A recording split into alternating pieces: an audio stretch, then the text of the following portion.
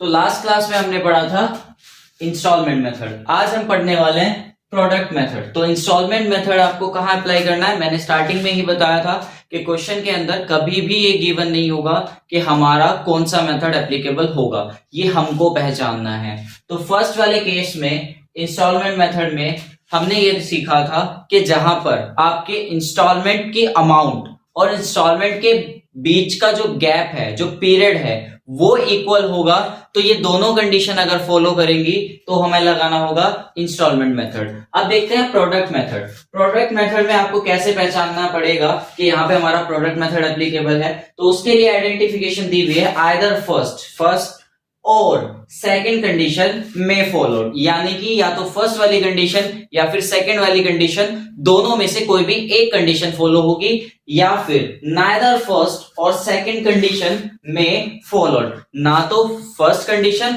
और ना ही second condition आपकी फॉलो होगी। तो यहां देख लेते हैं क्वेश्चन के अंदर, तो इस क्वेश्चन के अंदर मेरा प्रोडक्ट मेथड एप्लीकेबल है, ठीक है। तो देखते हैं, पहली जो ड्राइंग्स की हुई है वो पार्टनर ने की हुई है 1 मई 2020 को, कितने की, 6000 की। फिर उसने की है 30 जून 2020 को, कितने की, 8000 की। तो फर्स्ट कंडीशन तो मेरी यहाँ पे फॉलो नहीं करती, क्योंकि 6000 मेरी पहली इंस्टॉलमेंट है और दूसरी इंस्टॉलमेंट में मेरा अमाउंट चेंज हो चुका है, कितना आ गया, 8000, और तीसरी इंस्टॉलमेंट में मेरा अमाउंट 10000 हो गया और फोर्थ इंस्टॉलमेंट में मेरा अमाउंट 12000 हो गया। तो अमाउंट तो इंस्टॉलमेंट की इक्वल है ही नहीं। पीरियड भी देख लो, वैसे तो मुझे कोई एक कंडीशन ही चाहिए जो मेरी फॉलो ना करे, लेकिन आप पीरियड भी देखो तो पीरियड भी इक्वल नहीं है। मई पहली कंडीशन, पहला इंस्टॉलमेंट आपकी कब है, 1 मई को, उसके बाद 30 जून को। मई से जून की तरफ जाओ तो मई पूरा, मई और जून भी पूरा आएगा क्योंकि 30 है, तो 2 महीने। जून से जाओ आप नवंबर पे, तो जून तो पूरा खत्म हो गया। जुलाई, अगस्त, सितंबर, 3 महीने का गैप हो गया। ना तो मेरी पहली कंडीशन फॉलो की, ना ही मेरी सेकंड कंडीशन फॉलो की। तो यहाँ पे मेरा क्या लगने वाला है, प्रोडक्ट मेथड, ठीक है। तो ये तो हमने देख लिया कि यहाँ पे प्रोडक्ट मेथड लगेगा। अब करेंगे क्या, तो इस तरह की सिचुएशन में आपको क्या करना है, डेट में देखो पहली इंस्टॉलमेंट आपकी हुई कब है, 1 मई 2020 को। तो उसके बाद आप पीरियड देखो कि आपका फाइनेंशियल ईयर में पीरियड कितना बचेगा। तो फाइनेंशियल ईयर के लिए आपको क्या निकालना है, पीरियड निकालना है। 1 मई, पहली तारीख है मई की, तो मई पूरा बच जाएगा। मई, जून, जुलाई, अगस्त, सितंबर, अक्टूबर, नवंबर, दिसंबर, जनवरी, फरवरी, मार्च। तो मेरे पास कितने महीने आते हैं, 11 मंथ्स। तो 11 महीने मेरे बचते हैं अगर मैं फर्स्ट इंस्टॉलमेंट करता हूं 1 मई को, ठीक है। उसके बाद बात करते हैं जून को, तो 30 जून को कर रहा है, तो यानी कि जून तो पूरा चला गया। जून के बाद जुलाई, अगस्त, सितंबर, अक्टूबर, नवंबर, दिसंबर, जनवरी, फरवरी, मार्च। तो मेरे पास बचते हैं 9 मंथ्स, ठीक है। तो बस इसी तरह से मुझे सबका पीरियड निकालना पड़ेगा। 1 नवंबर से नवंबर, क्योंकि पहली तारीख है, तो 1 नवंबर से नवंबर, दिसंबर, जनवरी, फरवरी, मार्च, ये मेरे कितने बचे, 5 मंथ्स। उसके बाद बात करता हूं 31 मार्च की, तो 31 मार्च 2021, और मेरा फाइनेंशियल ईयर भी इसी डेट को क्लोज हो रहा है। तो इसके बाद को कितना पीरियड बचेगा, ये बचेगा मेरा 0। अब मुझे क्या करना है, अब मुझको लास्ट में निकालना है प्रोडक्ट, ठीक है। तो प्रोडक्ट कैसे निकालेंगे, प्रोडक्ट निकालने के लिए आपको क्या करना है, आपको ड्राइंग की मल्टीप्लाई करनी है पीरियड के बीच में। क्या करना है, ड्राइंग और पीरियड की मल्टीप्लाई करनी है।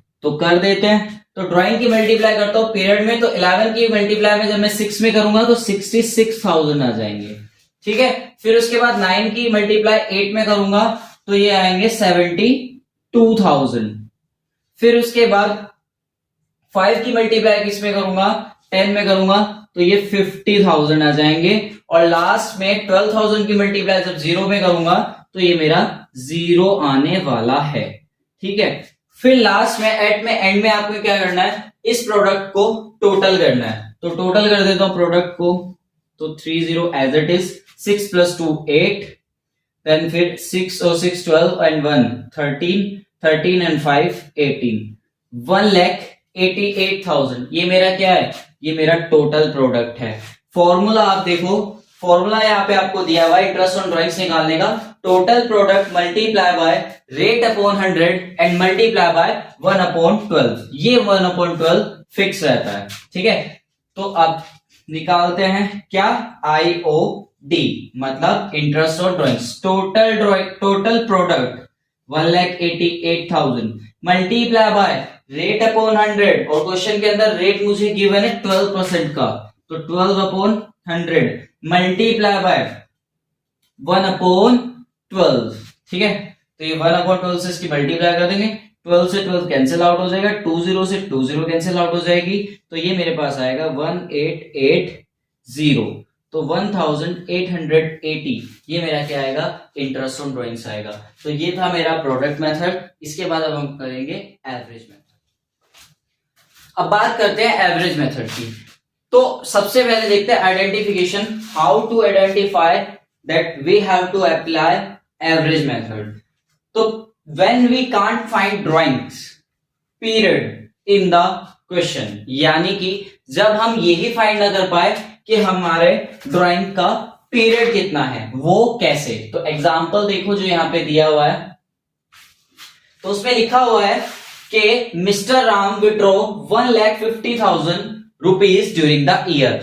तो उस पूरे साल में मिस्टर राम ने कितने रुपए निकाले हैं, 1,50,000। तो ये 1,50,000 रुपीज उसने पूरे साल के अंदर निकाले हैं, लेकिन हमको डेट नहीं दी हुई, ठीक है। तो डेट नहीं दी हुई तो इसका मतलब हम यहाँ पे पीरियड नहीं निकाल पाएंगे। तो पीरियड नहीं निकाल पाएंगे तो हमारा कौन सा मेथड लगेगा, एवरेज मेथड। और एवरेज मेथड के अंदर हमारा फॉर्मूला क्या है, total drawings multiply by rate upon 100 and multiply by 6/12। अब क्वेश्चन ये आता है कि ये 6 ही क्यों। देखो भाई, पूरे साल में 12 महीने होते हैं कि नहीं होते हैं। इन 12 महीनों में आपको क्या करना है, आपको एवरेज लेना है, ठीक है, जिससे कि आपको भी नुकसान ना हो, ठीक है, फर्म को, मतलब कि आपकी पार्टनरशिप फर्म को भी नुकसान ना हो और पार्टनर को भी नुकसान ना हो। तो वो कैसे होगा, ठीक है। तो 6 महीने बीच का पीरियड है, ठीक है। एक एवरेज पीरियड क्या है, 6 मंथ, तो इसलिए हमने ये 6 माना। तो अब इस केस में मुझे क्या करना है, मुझे इंटरेस्ट ऑन ड्राइंग्स निकाल के दिखाना है। तो मैं अपना फॉर्मूला पुट करूंगा। तो मिस्टर राम ने टोटल ड्राइंग्स कितनी की है, तो IOD यानी कि interest on drawings is equal to, देखो एग्जाम में ये ऐसे शॉर्ट फॉर्म में मत लिखना, ठीक है, आपको पूरा लिखना है। तो टोटल ड्राइंग्स है 1,50,000 multiply by rate upon 100। Rate कितने का है, रेट आपको दिया हुआ है 20% का, तो 20/100 एंड मल्टीप्लाई बाय, वही आपने एवरेज कितने मंथ्स के लिए निकालना है, 6 मंथ्स के लिए, और आपको रेट कितना दिया हुआ है पर एनम का, इसलिए अपॉन में 12 आ जाएगा। तो इसको सॉल्व कर देते हैं। सॉल्व करने के बाद ये आ जाएगा 1/2, ये हो जाएगा 10, 10 से 10 कैंसिल आउट, तो IOD का आंसर मेरा आ जाएगा 15,000। तो ये थे मेरे तीनों मेथड इंटरेस्ट ऑन ड्राइंग्स के। पहला मेथड इंस्टॉलमेंट, दूसरा मेथड प्रोडक्ट, तीसरा मेथड एवरेज।